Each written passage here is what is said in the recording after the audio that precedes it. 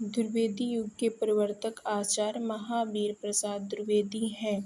द्विवेदी जी ने सरस्वती पत्रिका का संपादन करते हुए नवजागरण का संदेश जन जन तक पहुँचाया। इस काल में देशभक्ति विषयक लघु एवं दीर्घ कविताएं लिखी गईं। इस काल की कविताओं में सामाजिक अंधविश्वासों और रूढ़ियों पर तीखे प्रहार किए गए। इस युग की कविताओं की विशेषता वर्णन प्रधान है। मानव मात्र के प्रति प्रेम की भावना विशेष रूप में मिलती है। द्विवेदी युगीन की कविता की विशेषताएं। देश प्रेम की भावना। द्विवेदी युगीन कवियों ने जनमानस के बीच ही राष्ट्र प्रेम की लहर चलाई। सामाजिक समस्याओं का चित्रण।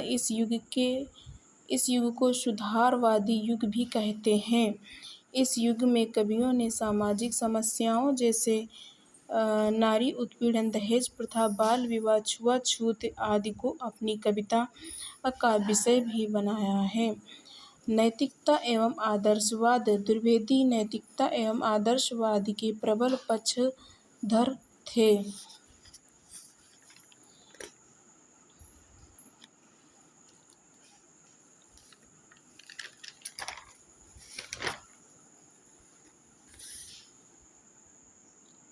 पितृवात्मकता अर्थात वस्तु वर्णन का आख्यान की प्रधानता, आदर्शवाद एवं बौद्धिकता की प्रधानता के कारण द्विवेदी के युग कवियों ने वर्णन प्रधान इतृवात्मकता को अपनाया। प्रबंधनात्मक इतृवात्मकता के कारण इस युग में इतिहास कथा पर अधिक बल दिया जाने लगा और प्रबंधनात्मक रचनाएं अधिक लिखी जाने लगीं।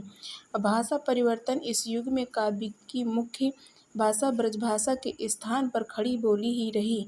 छंद विविधता। इस युग के कवि दोहा, कविता या सवैया तक ही सीमित नहीं रहे, बल्कि रोला, छापियो, सार गीतिका, कुंडलिया और लावणी हर गीतिका आदि छंदों में प्रयुक्त हुए।